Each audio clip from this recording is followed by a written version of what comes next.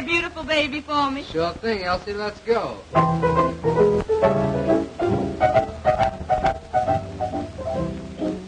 You must have been a beautiful baby. Why, you must have been a wonderful child. When you were only starting to go to kindergarten, I'll bet you drove the little boys wild. And when it came to winning blue ribbons, you must have showed the other kids how. Why, I can see the judge's eyes as he handed you the prize. I bet you made the kids bow, 'cause you must have been a beautiful baby. 'Cause baby, look at you now. Why, you must have been a beautiful baby. Why, you must have been a wonderful child. 'Cause when you were only starting to go to kindergarten, I bet you drove the little boys wild. And when it came to winning blue ribbon, why, I bet you showed. Why, I can see the judge's eyes as he handed you the prize. Bet you made the cutest bow, 'cause you must have been a beautiful baby. 'Cause baby, look at you now. Sing it, boy, sing it.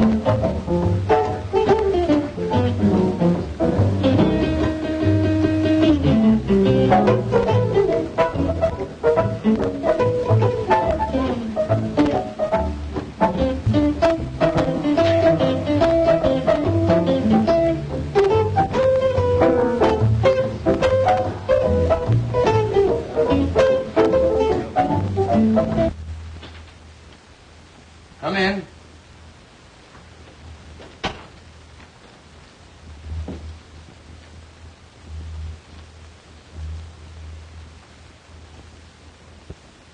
Hello, Elizabeth. What's on your mind? Heavens. What have you been doing? Hijacking somebody? May I sit down? By all means. There you are. No. Well, who from, how come, and what for? Tony Guido and Nick Cavelli. I smell trouble. Their gang just pulled a big job. The Peacock robbery. Smells like one of their jobs. They keep me on the edge of seat, all right.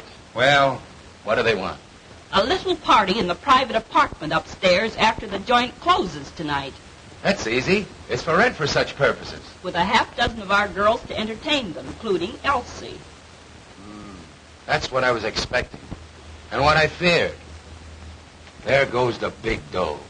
With 300 more on the line on delivery of Elsie. $500 gone with the wind.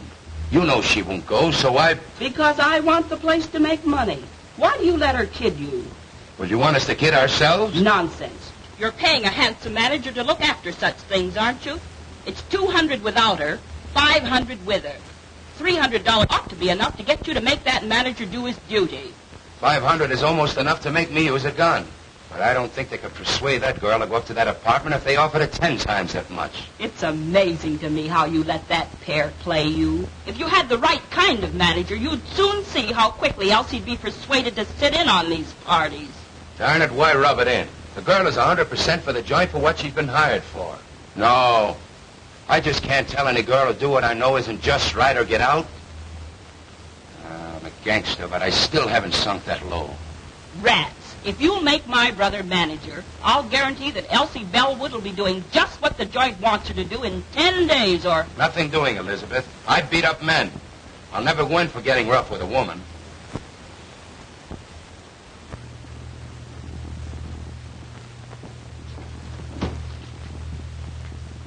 Oh, Mr. Farina, Yes?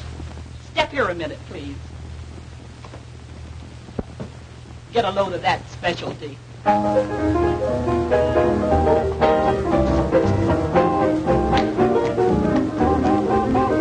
Some of these days, babe, you're gonna miss me, honey.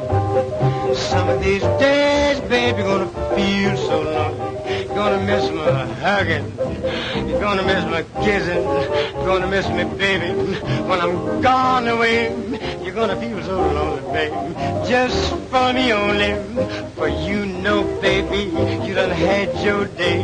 And if you leave me, you know you're gonna grieve me. You're gonna miss your little brown skin chocolate drop mama some of these. You're gonna miss me. You're gonna miss me? You're gonna miss me. Ow. What is that? Watch it, boys. You're gonna miss your little brown skin chocolate drop mama some of these days.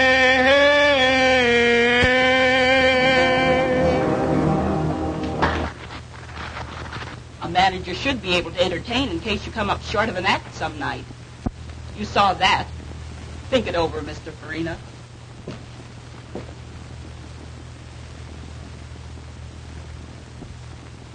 As I started to say, Elsie's a good performer, and they like her. But she's too high-hat. What do you mean, too high-hat? Well, I mean that she should sit in on some of these parties many of our customers are always asking her to. You understand, eh, Hadnot? But is that just right? You know that Nut Elwood, she's a good performer. Pleases everybody with her singing and dancing. So don't you think that's quite enough? Of course, but the other girls go in for it, so why not her? That's her business. I hired her to do just what she's doing. If she wants, I couldn't stop her. But if she doesn't... I understand all that. But if we could promise some of them a date with Elsie, hey, many would be willing to spend more dough. As I said, that's up to Elsie. But you mustn't expect me to try to persuade her. And I hope, too, that the Poodle Dog Cafe hasn't sunk so low until a decent girl can't work here. Ah, don't be so arbitrary, Hadnot. Many of the people who come here call themselves slumming. And if they want to date up a few of the girls for a little party afterwards, it means more dough for the joint. You understand? Of course I do, Farina. And I do it right along. But you were speaking about Miss Bellwood. And I merely said that if she doesn't want to go out on any, I'm not going to argue and abuse her about it. Good evening, Mr. Grady. What's the matter? Oh, nothing much. I was just trying to show Hadnot that if Elsie would consent to sit in on some of these parties, it would help the business. Of course it would. What did Hadnot say about it? He said it was up to her. Well, he should make her. Who is she if she can't help us make more money? The other girls are always willing. That's what I try to show him. But all I could get is, it's up to her. I'll talk to Hadnot myself. Oh, Mr. Hadnot. Yes? Will you please step in here a moment? Of course.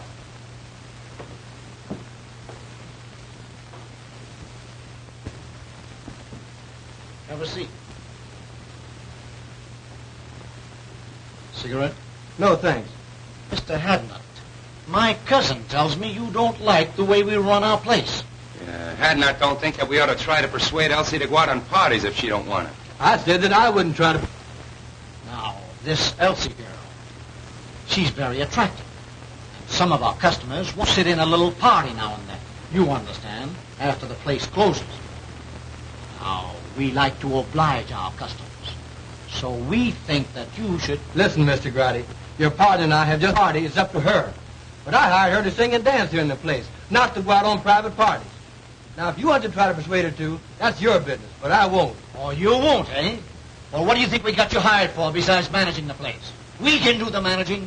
That is, you know the girls better than we do. You talk the same language. Now, we've been after this girl to help us out a long time. Now we say you get her to or... Quit. That's okay by me. Now, Hadnot, you don't have to do that. Let's talk it over. You see, I try to You get... both made your positions very clear. There's no alternative but to do what you want me to or resign. I'm resigning. You can get plenty of men in my race to do anything you ask them to. So why waste your time on me? As far as Miss Bellwood's concerned, she's a lady. I have too much respect for her, for myself, to try to persuade her to do what you know and I know is wrong. As to you two, if you had any respect for the unfortunate members of my race, especially the girls who are forced to work here, you wouldn't try to make them do ugly things. But since you haven't, I don't like your attitude. I'm quitting. Good day.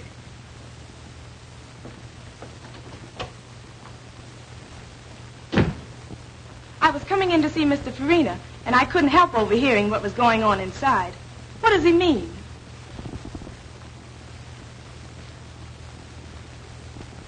It means that I'm leaving, Miss Bellwood. You leaving? But why? If you overheard much of the conversation, you ought to know. It's because of you. I'm sorry.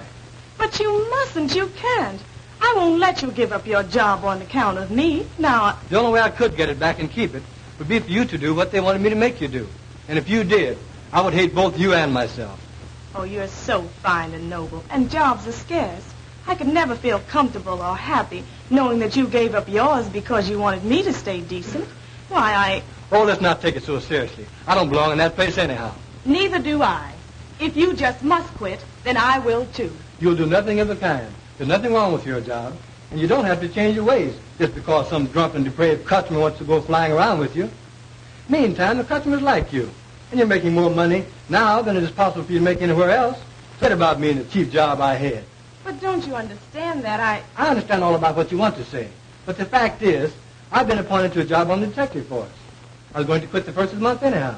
The prosecuting attorney is anxious to break up the cabaret racket, and their efforts to force you to be bad, whether you want to or not, should be a part of it. Anyway, I've got a better job, so go in there and do your work, and keep on being nice. I like you that way.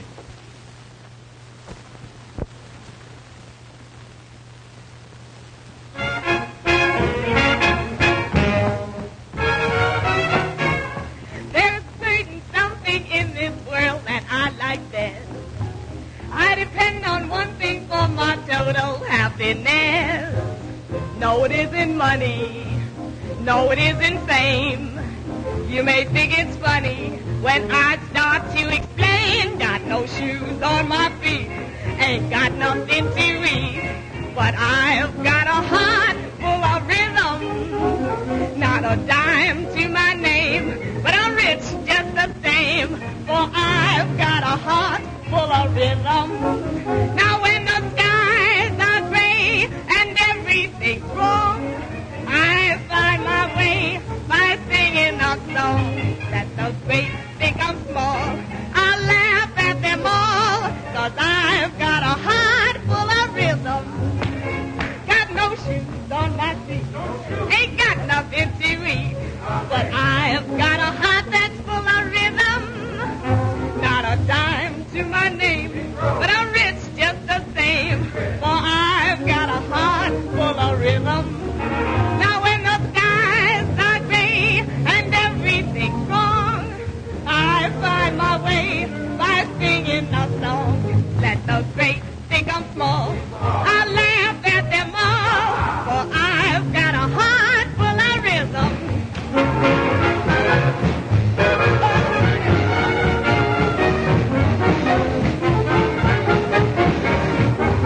Now let the great think I'm small, I laugh at them all, but I've got a heart full of rhythm.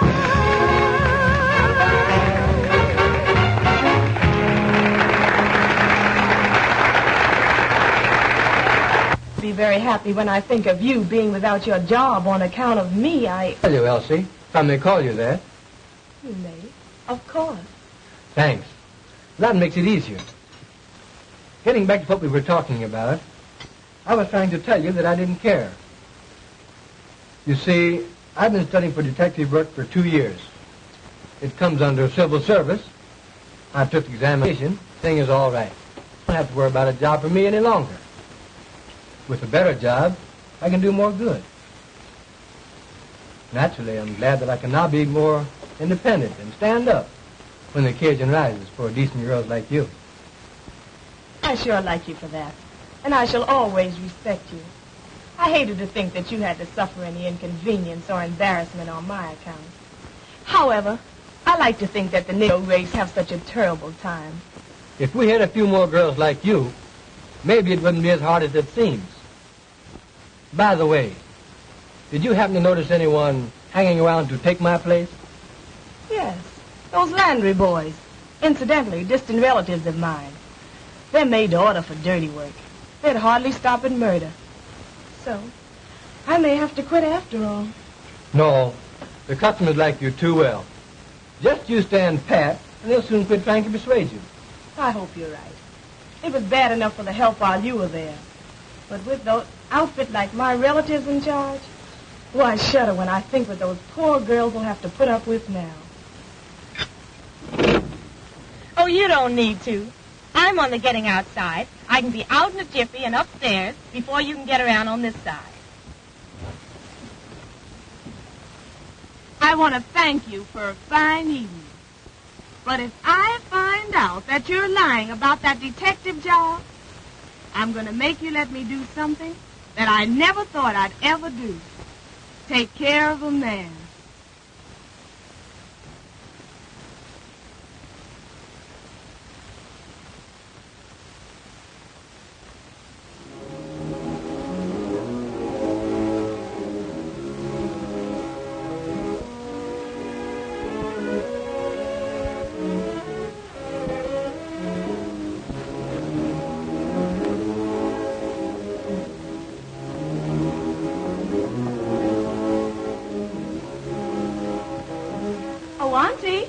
Oh, Auntie, are you asleep? You're playing possum on me tonight, Auntie. But why all the light? It'll hurt your eyes.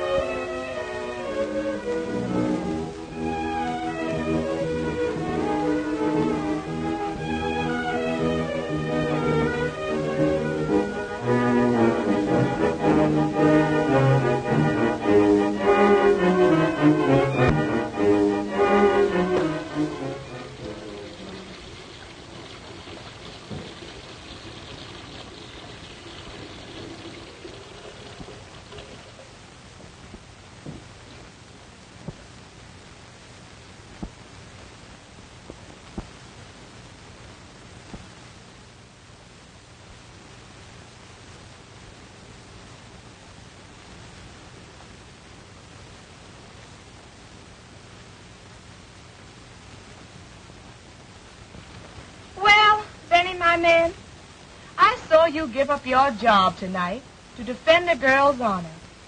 A girl almost a stranger to you. But she's a good girl, Benny. And you stood up for her and believed in her at the price of your job. That's what I call a man. You're all right, Mr. Hadnot. I'd like to see some other colored man give up his job on account of any girl. Why, he'd throw at anybody that would show him 50 cents. I'm sorry to say. And then take her back for him.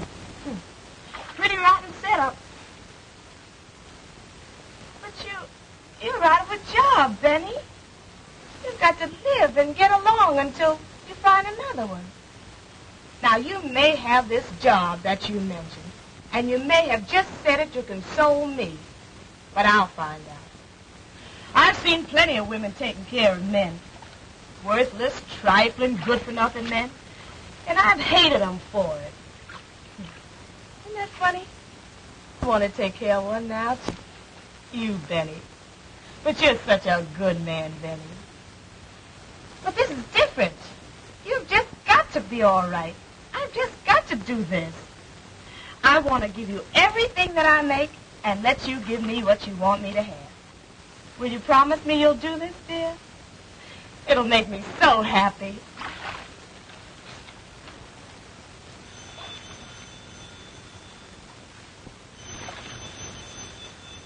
The phone. That's strange.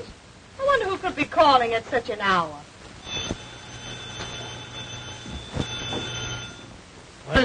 What do you say we start the session with a little drink, yes? Okay, boss.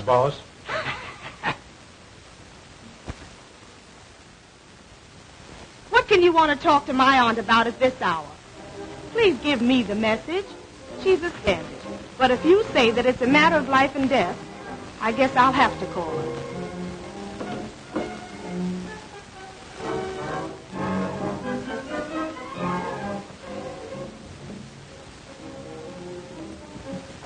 Oh, Auntie. Auntie, someone wants you over the phone. Do you hear me?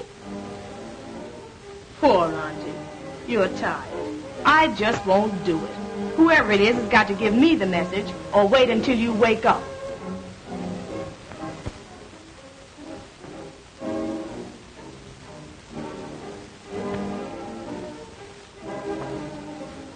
Hello? Hello? Hello? Hello? Hello? Hello? That's strange.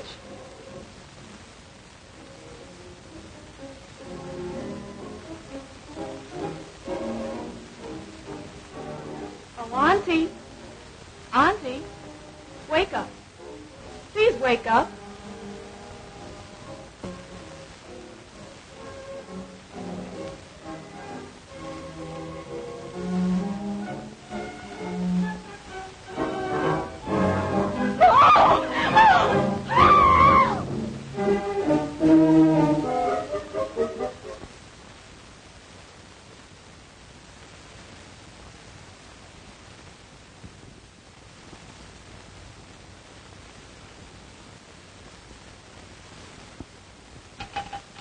Operator! Operator! Give me the police station, please! Quick! You say you arrived home about 3 a.m. and thought upon seeing your Aunt laying as we discovered her that she was asleep? I thought she was asleep. When did you discover that she was dead, had been murdered? As I was finishing my bath, the phone rang. Yes? I left the bath and went to answer it. You answered the phone. I answered the phone. And? The person calling wanted to speak to my aunt. They insisted upon speaking to her. I asked them to give me the message. So, finally, when they insisted that it was a matter of life and death, I told them to hold the phone and I would go and call her. Then? Then I went to my aunt's room and called her. But she didn't awaken. She didn't awaken. Did you shake her? We usually do so when someone is hard to awaken. No, I didn't shake her. She was sleeping so peacefully that I decided that I would go back to the phone and insist upon them giving me the message. So you went back to the telephone and... I went back to the telephone, and I didn't get any response. The person calling had hung up. And hung up? I tried and tried, but I couldn't get any answer. You're quite sure that no one answered? Positive. That aroused my curiosity. I began to feel suspicious. So, finally, I went back to my aunt's room and called her and shook her. And it was then that I discovered that she had been shot. That she was dead.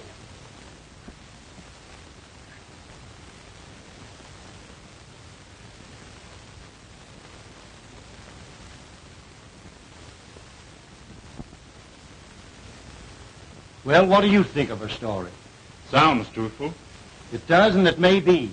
But in cases like these, one can never tell. It always pays to reserve decision until you learn more. That's true. Who is the girl? Her name is Elsa Bellwood. Do you know her? In a general way.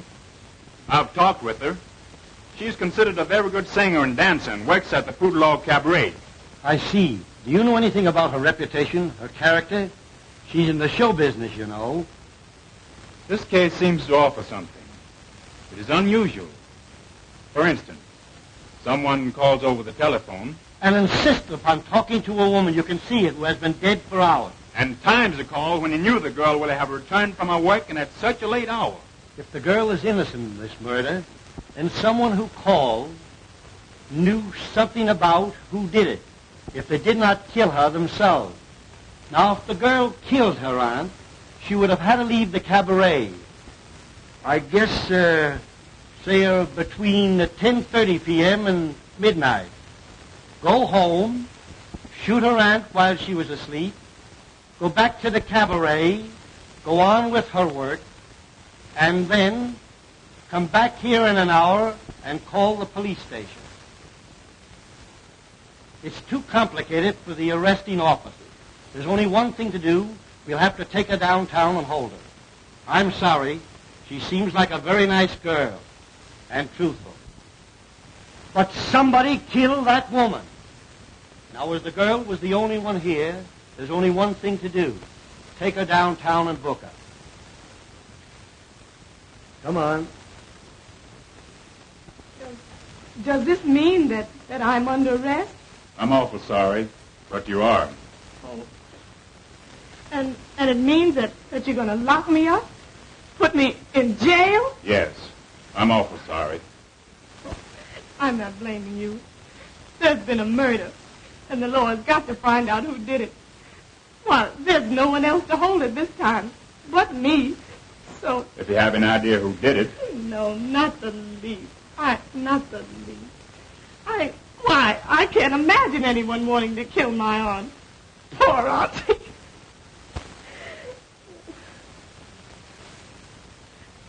I was thinking of myself.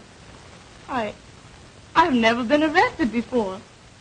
And now they're holding me for something that I don't know anything about.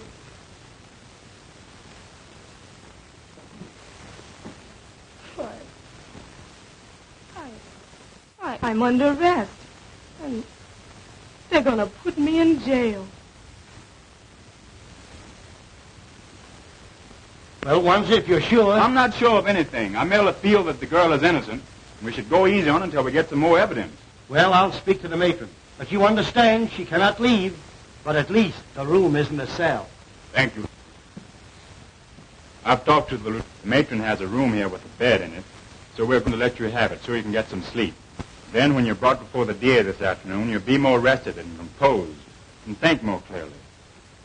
You must be awful tired after such a night and all of this. Thanks. You're very kind. I am tired. Very tired. I feel... Oh, I guess I just don't feel anything anymore. I'll call the matron now. Do you know a lawyer? Have you some friends? I have no lawyer. I know a lot of people, but I'm afraid they won't understand this. I just don't know what to tell them. Do you have a boyfriend? No, A pretty girl like you? You must have somebody you like or who like... Oh, I didn't say that I didn't know anybody. I know a man, but I don't... He would come closer to under than anybody else. If you have a pencil, I'll give you his name and address.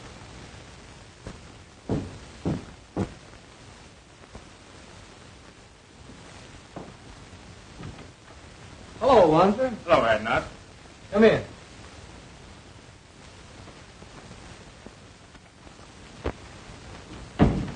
Have a seat. If Miss Bellwood didn't want to go on these private parties, you know what that means. I wouldn't make her go. Say, if I had my way, I'd clean up every cabaret like the Poodlock in this town. I stay so annoyed when I have to look upon other girls forced to put up with all they have to that it just makes my blood boil. Well, that was the trouble, and why I lost my job. Miss Bellwood is a good girl. She's a good performer, and the people like her. So I was thumbs down on making her do anything, other than the work she had been hired to do, for her to hold a job. So that's why I'm out of the Poodle Dog. That's too bad, Hadnot. But what about your appointment to the detective force? That's gone through, and I'm starting to work the first of the month. Good. I'll be glad to welcome you. Thanks. But getting back to the girl, can you imagine her committing a murder? We couldn't even force her to go on a private party. I'm positive that she doesn't know anything about it. But this is the law, so you see what we are up against. Sure, I understand. Well, get your things on and come on down to the station with me, and we'll see what we can do. Of course. I'll be ready in a few minutes.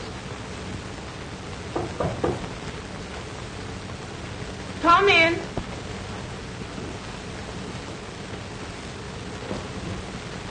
Oh, Elsie. Benny, Can you imagine such a terrible happening? And to you. Mr. Wanzer brought me the news. I'm so sorry for you. Oh, yes. Mr. Wanzer has been very kind. Let me thank you again, Mr. Wanzer. I'm glad to have been of little help. I imagine you and the young lady would prefer to discuss this between yourselves. So you will please excuse me. Thanks. Now let's have a seat and you can tell me all about it.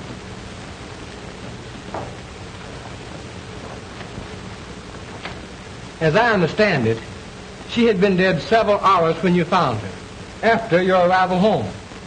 Oh, it was too terrible for words. Why, I walked about the house talking to her at intervals for about 15 minutes after and called, or maybe had called, to see if I had returned home. And when they found that I had and didn't know that she was dead, then that's the way it all ends. I can't even imagine beyond that. She was shot between 11 and 12 o'clock last night. Now, what time were you called? Between 3 and 4 a.m. She must have been dead at least 3 hours before the girl, according to her story, discovered the body. Just about. You know, this case offers something. Here are two colored women living alone together, who one finds the other mysteriously murdered. Now what? I've detailed Wanzer to investigate it. That's sensible.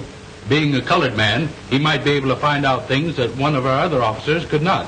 And I expect him to uncover something by this afternoon. Come in.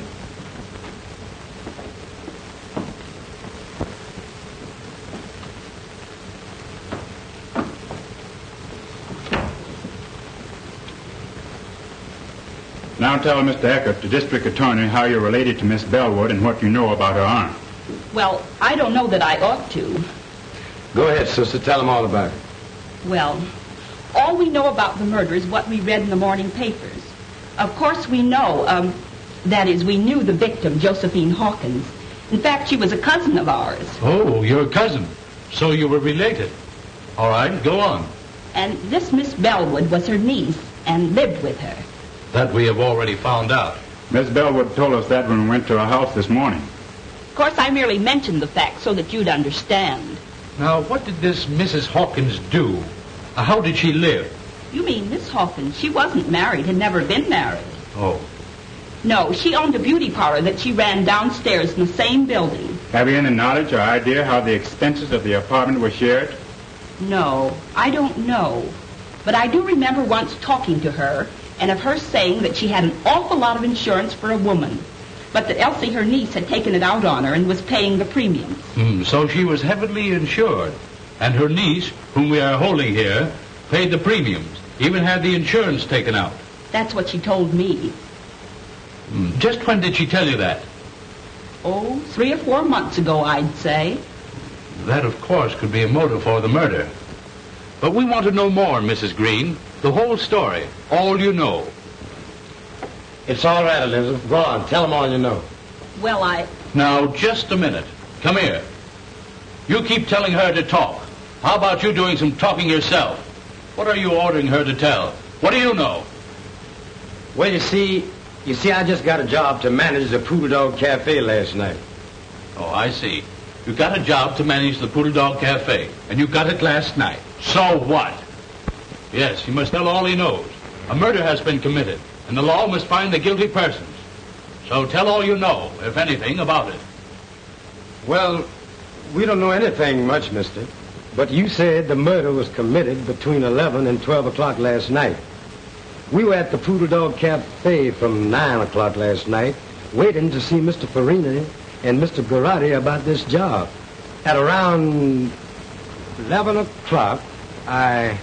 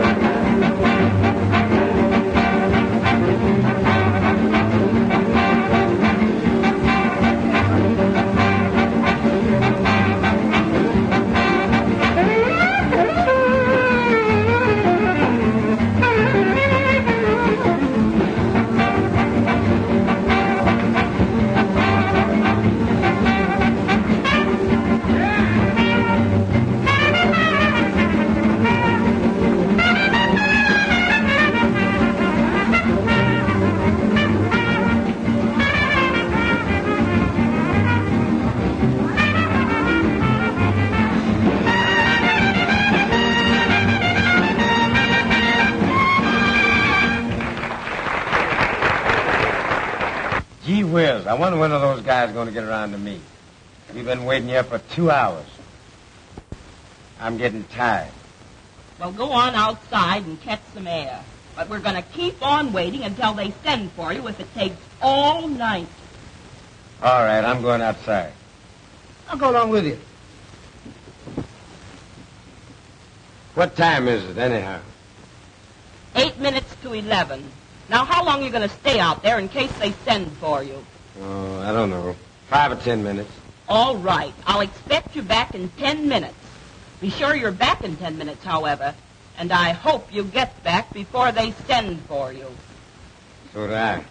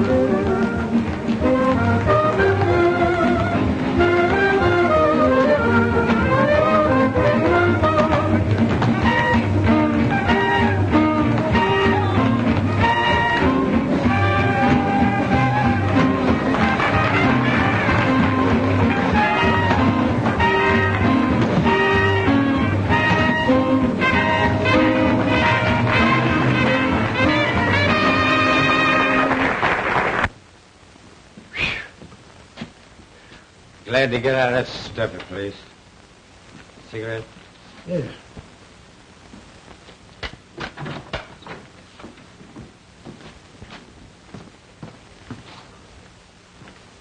Oh, taxi!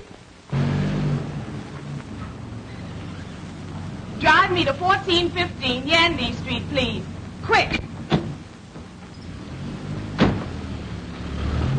I sent my brother back inside and asked him to call me if I was sent for. It was pleasant outside, and I hung around half an hour. It was perhaps 25 or 30 minutes later when...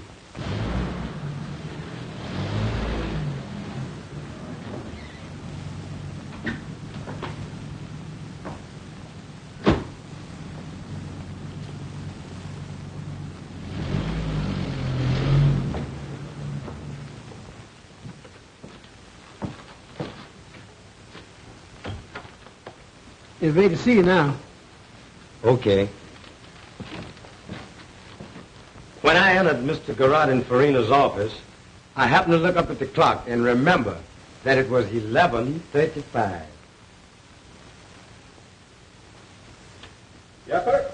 Bring Miss Bellwood to my office at once. Yes, sir. I thank you people for the information you have given me. I'll take your address, and if and when we need you, we'll send for you. You may go now. I sure hope you don't send for me.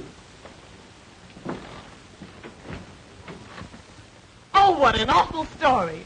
Why, I didn't leave the cabaret from the time I went to work until Mr. Hadnot picked me up and drove me home shortly after 2 o'clock that morning. Why has the man chose to lie like that? Perhaps he's trying to shield the real murder. Would he have any motive for killing her himself? Oh, I don't know. The whole thing has become so confused until I can't think clearly anymore. But I can't see where he would have any motive. And why are they trying to put it on me? These cousins of your aunt seem to have hated her, or you both. Can you prove that you didn't leave the place at the time he said you did? I'll try to. Now, let me think. I remember. After the first show, or I should say between shows, we always do 2 shows, I went to my dressing room and had a nap. I always do. If someone saw you go to your dressing room and could swear you stayed there until the second show, that would counter this evidence, which Lander will no doubt repeat when he's placed on the stand at the trial. That's it, Miss Bellwood. You took the words out of my mouth. I see. No. because I always lock myself in, and I don't recall seeing anybody when I went in or when I came out. That will make his statement about seeing you leave the place hard to disprove. But we've got to produce evidence to prove that he's lying.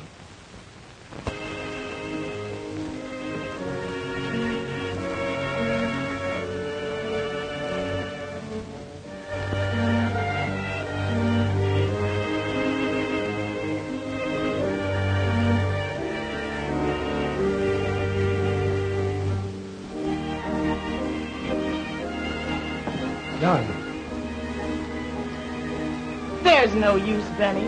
Why give me false hope?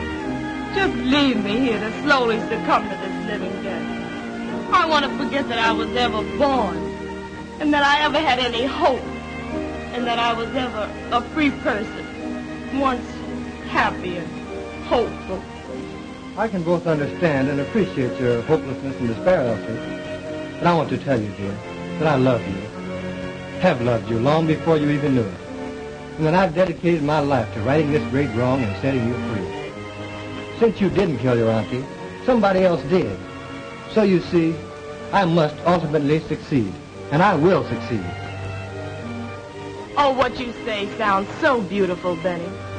Well, I'm only a convict now, and I shall always be pointed out as a convict. You're a victim of circumstances, Elsie. You're not the first person to suffer this misfortune. When the guilty persons are brought to justice, you'll be a martyr, and no person can point a finger of guilt or scorn at you.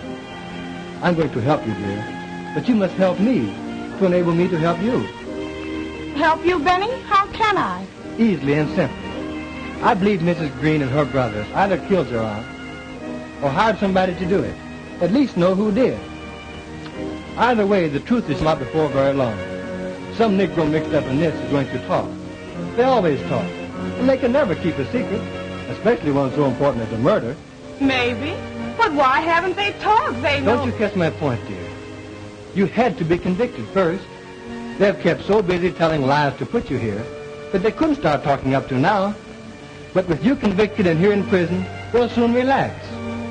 They'll think they've been smart in putting you here and don't know enough to realize that you can be gotten out. Their first move now will be to try to get the insurance money. I'll bet I'll be able to write you in less than a week if they've made application for it. I love you, dear. You're my great incentive. Kiss me.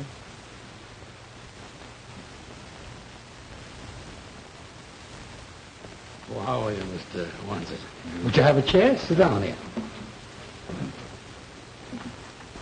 You told me once that Mrs. Green's husband had been in love with your aunt many years before, back in the South. And he loved her dearly. And he was still in love with her when she was killed, and would come to see her often. But he's disappeared. I haven't seen or heard of him since the night she was murdered. That's strange. I'm sorry you didn't tell me that before. I didn't think it was that important. Maybe he just went away and will come back sometime. He may and he may not. Meantime, this might prove a connection. It might turn out to be the link that's missing. Maybe you'll find out something when you go to the city from, Reverend Bryson. He knew us all before we came from the South. Maybe you'll find out something from him about Mrs. Green's husband. Although it has been a long time since we came north. This looks like a lead. I'm going to follow it. I have a feeling we'll get somewhere. Now that this Elsa Bellwood has been convicted of murder and sent to prison for life, who will the company pay the money to? Oh, that will be decided by the court. In the meantime, this Green family, Elizabeth, John, and Clyde, have applied to it of next of kin. Oh, they have? So soon?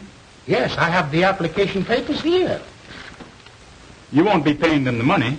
Not until authorized by the court, and that will take considerable time. I'm glad to hear you say that. Did they give an impression when they filed the application that they understood it would be some time before the matter would be settled? Since you come to speak of it, I think that will be settled very shortly. Thank you. That is all I wanted to know. By that, you can see that they're counting on the money much sooner than it is even possible for the claims to be paid. This case isn't going to be long before something cracks. When this outfit finds that they can't lay hands on the money as quick as they had planned, Some of them are going to get impatient and drop something. And I'll be Johnny on the spot to pick it up and land all three of them in jail right quick. Well, I'm depending on you to keep checked up on them and help me to get somewhere. I've a feeling that there's a story yet to tell. In the meantime, let's get over this Reverend Bryson's and see what we can find out. You said something, brother.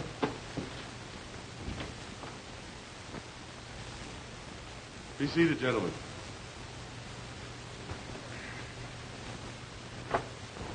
You're nothing but a whiskey head and no good. We have liquor here to sell to customers, not to be soaked up by the manager. You stay drunk. Nobody likes you. So you're through. Now get out.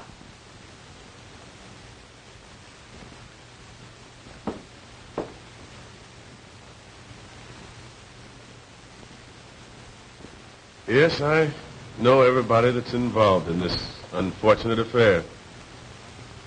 I knew Josephine Hawkins when she was just a pretty young girl having beaus for the first time. I knew Elizabeth Landry when she pulled the trick on Ned Green that made them man and wife. She says that she's going to have a baby and that I'm his father. Are you? Maybe I am and maybe I ain't. You know I ain't the only one that's been running around with her. Well, that's the chance you take, young man. She has you charged with fatherhood. There's no alternative. What do you mean there's no alternative? Well, I mean that you must marry the girl. But I don't love her.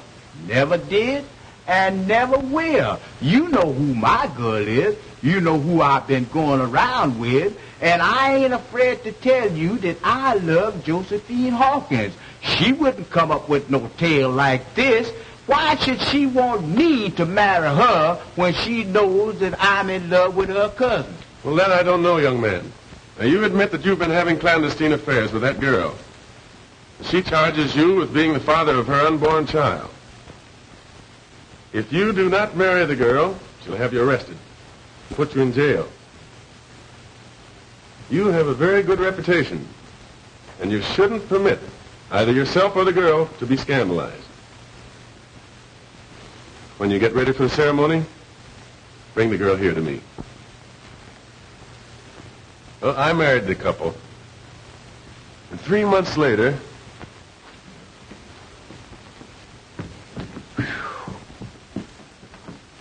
she lied. She's no more to become a mother than you are. She tricked me into marrying her, the dirtiest trick a woman could pull on a man. That's why I came to you to find out what could be done by it. well, you might ask for a doctor's examination. And if the examination proves what you say, I think the court would grant you an annulment. I don't want to wait that long. I can't be bothered with no nerves. I'm leaving town. I'm afraid if I stayed here, I'd kill her. I ain't got time to be bothered. I am leaving town tonight. Goodbye. Heartbroken, Josephine Hawkins had left town, gone north. And Elizabeth, after Green had left her, she left shortly afterward also for the north. And feeling that Green had followed Josephine, which perhaps he had, Elizabeth took her brothers, whose reputation was rather unsavory, north with her. 10 years later, I was transferred to my present charge. And when I came here, I learned that under the threat of death, Elizabeth's brothers had virtually forced Green to live with her. And in the meantime, Green's love for Josephine had never died. And he insisted upon seeing her whenever he had a chance. I think you have given us the key, Doctor, to the missing link in this tragedy. And we'll start from here and run this thing down. You can bet.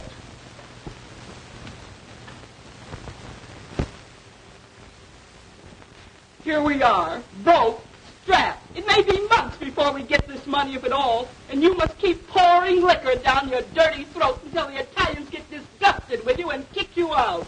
Oh, you make me sick. Well, what do you expect? You planned this whole thing. For 20 years, I've been a slave to your design. Ever since the time you tricked Ned Green into marrying you, everything has been subordinated to your convenience. The only way I've been able to keep up is to keep pouring a lot of rotten liquor in me. And I couldn't quit drinking. No, because I had that cheap job at the Poodle Dog Cafe. And just as soon as you get this money, I'll go out of your life forever. And you won't never need be bothered with me again. I'm sick and tired of the whole thing. And I'll be glad when it's through and all over with.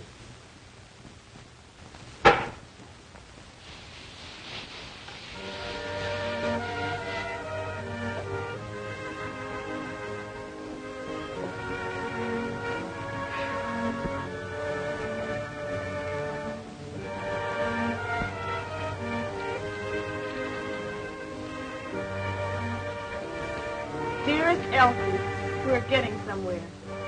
Very soon the case will be cracked wide open and you'll be free. In the meantime, now and always, dear one, that I love you. Love you. Benjamin.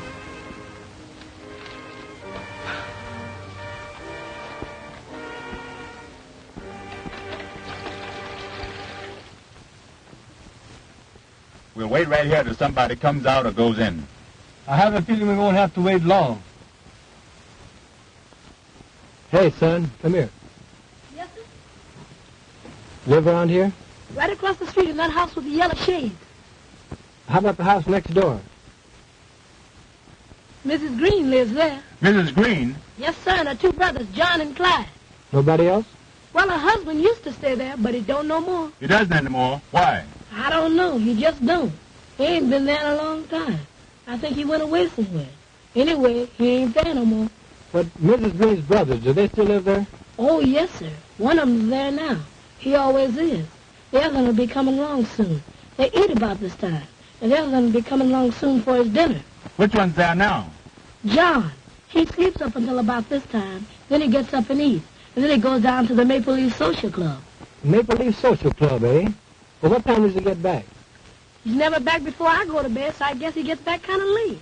Now, this brother John that you mentioned, does he work? They say he does. My papa says they gamble down there.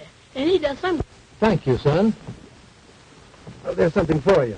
Oh, thank you, sir. Now, what time do you go to bed? About 9 o'clock, sir. About 9 o'clock. I see. How would you like to meet us, say, right here at 8 o'clock? We want you to carry a note. We'll give you another quarter. Oh, I'll be glad to, sir. Right here at 8 o'clock. Right here at 8 o'clock. But remember, don't tell anybody. We won't be able to meet you and give you that other quarter. Oh, I know how to keep my mouth shut. I'm studying to be a G-man. I won't tell nobody. Be sure that you don't. You can go now and meet us back here at 8 o'clock. At 8 o'clock, don't tell nobody. I'll get you, mister. Goodbye. What's the idea, anyhow? I want to have a little talk with Brother John. A little private talk, and I need the boy to help me to arrange it. Let's go down to Morrison now for a glass of beer, and I'll tell you the rest when we get there. Now, that's the way we'll work it. Sir, that's a clever plan to have thought up all by yourself. Why didn't you think of it before? And why didn't Napoleon think of airplanes and howitzers? He could have really conquered Europe then. You go load the men into 2 cars and stop in the next block. They don't need to know what we're doing until we're doing it. I got you, Steve. Now, when I drive up, be sure and have your hand on your gun and be ready to get in the car and cover it. Understand? I got you twice. Okay, now going.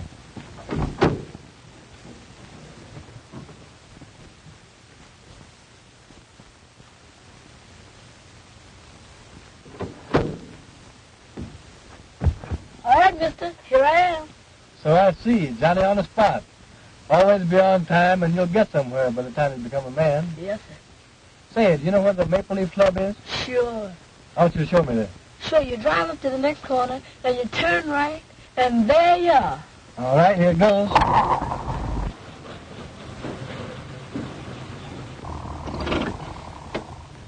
That's the club there, mister.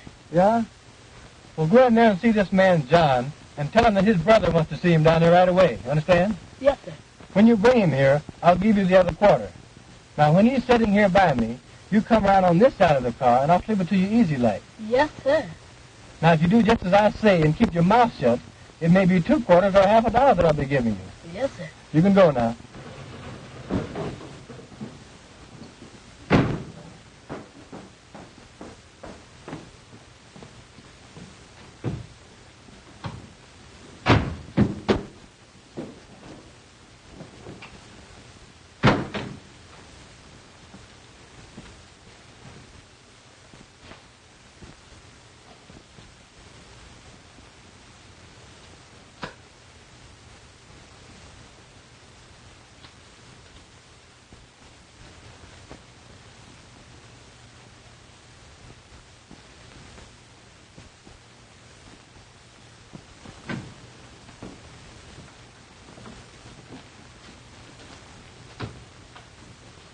Hello, John. Well, hello, Hednut. Ain't seen you in a long time. Been kind of busy since I left the poodle dog. Yeah. Say, where's my brother? You'll soon see, you contemptible liar. That was just an excuse to get you out here. I wanted to see you. What's the meaning of this? We was trying to hope somebody... All right, I got him covered. Say, what's the meaning of this, fellas? I ain't done nothing. What y'all gonna do with me? We're taking you for a little ride, and you won't be coming back. I ain't coming back. How come? Ever heard of Tolston Manor? You mean that handy house way out there on Tolston Point? Yeah. What's that got to do with me? We're taking you there. For a little seance with the ghost of the manor. Not if I knows anything about it. Oh, no, my good fellow. Not only are we taking you there, we are going to tie you up and leave you there to starve to death and die. You've been telling lies and have done an innocent person a great wrong. So we're going to take you up to meet the ghost of Tolston Manor and all his imp ghosts, after which you die. Oh, Lordy. Come on. Say, what's the meaning? Come on. That's all right. What y'all gonna do with me? I ain't done nothing. Get on it now. Come on.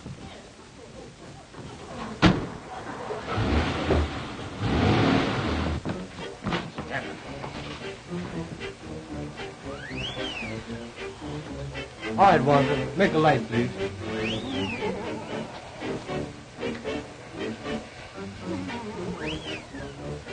Ghosts, working by rope control.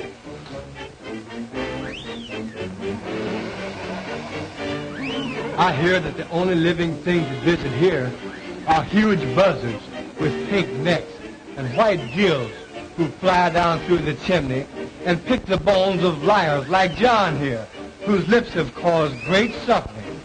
They tie them to that post over there.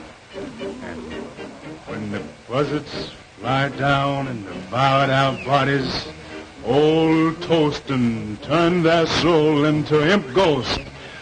And every night at 12... Great goodness, it's midnight now.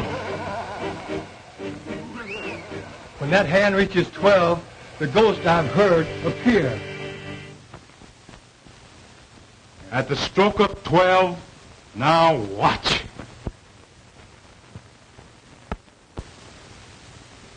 Well, that settles it. The party over for a while, so we'll tie John up and leave him here and...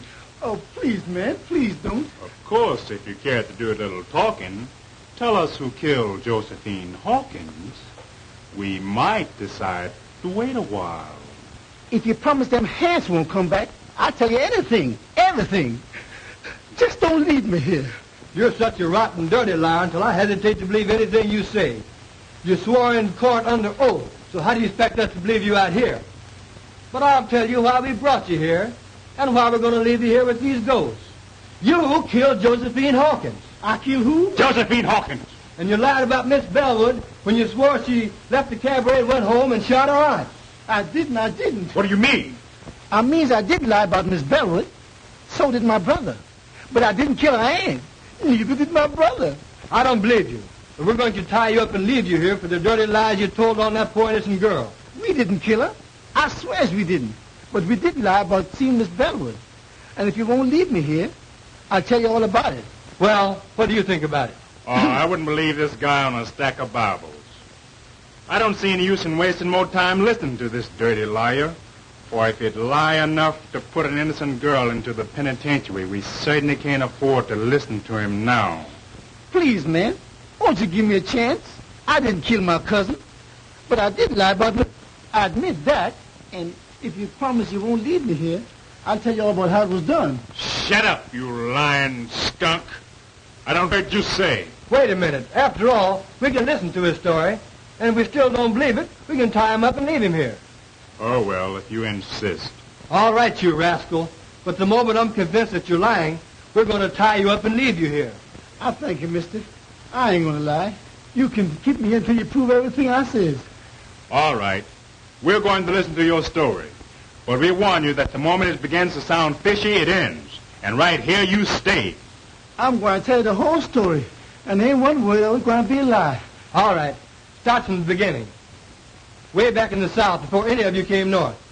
Yes, sir. I sure will. Well, it started like this. My sister Elizabeth took Ned Green into marrying her. He was going with my cousin Josephine and was planning to marry her. But when Green learned the truth, he hauled off and left her and came north. Josie found out somehow Green was mad, so she hauled off and left too. My sister then followed Ned up north and brought me and my brother along with her. And lo and behold, she found Ned up here chasing around after Josie. That made her mad, so she had us go get him and scare him into living with her again. He tried to, poor fella, but he just couldn't get along somehow. You see, Ned was still in love with Josie and was always slipping out and seeing her. Then, just before the murder... You've made a slave out of me all of my life. Why don't you let me be and give me a divorce so I can go and marry Josie? You know I love Josie and have loved her always. We would have been happy if it hadn't been for your lying lips. I'll not let you alone. And I dare you to try to get a divorce. If you even as much as start to try, I'll have my brothers break your ugly neck. Same thing, year after year, the same thing. Well, you ain't never made me love you, and I ain't going to try no longer.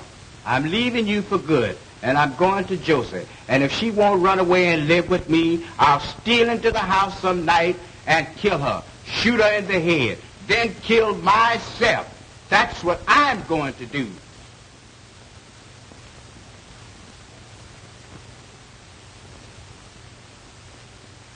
No dumb Negro like you ever had nerve enough to shoot anybody. And as for killing yourself, you make me laugh. But my sister was mistaken that time. For the very next night, that was the night of the murder, when we returned home from the cabaret where we testified, we saw Elsie leave, then come back. We found a note.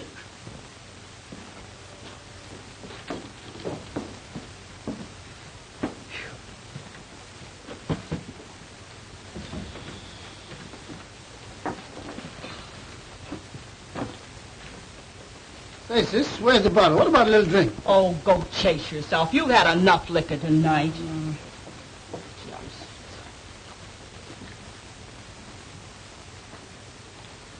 Say, what's this? There's a letter.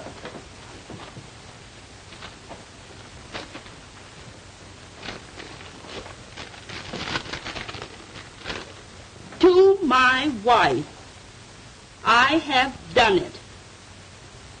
There is nothing to live for, so tonight I went to Josie's house and shot her through the head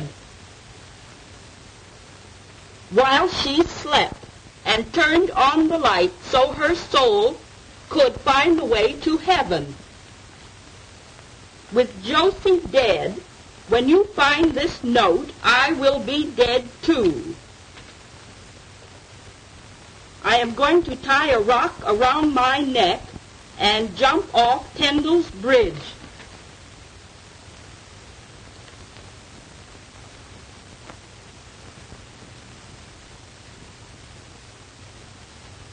If you care to bury me, you will find my body at the bottom of the river under the bridge.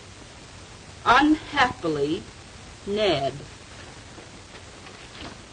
My sister then sat down and planned the rest. We knew exactly what time Elsie would come home. So she called up Cousin Josephine's house every 10 minutes, starting at 2 a.m. She finally got Elsie. She could tell then that the girl didn't know her aunt was dead when she said, I'll go and call her. And when she did, Lizzie hung up on her. She knew then that Elsie would find out that her aunt was dead, had been killed. Lizzie stayed up all night long, making up that lie about Miss Elsie leaving the cabaret and coming back, so as to make it look like Elsie did it. Then she rehearsed me and Clyde on how to tell it. We were scared they would mix us up. All the time we was at the district attorney's office, Lizzie kept on pinching me and Clyde to make us tell it like she rehearsed it. You see, she was after that insurance money, and she figured that if she could get Elsie convicted, why, she'd get it. Well, what do you think of it? Well, I guess we'll put him under arrest while we check on his story. And if we find Green's body... That'll reopen the case and set Miss Bellwood free. All right, fella. We're calling the party off. Taking you back to town and locking you up until we can see if your story is true. Let's get going.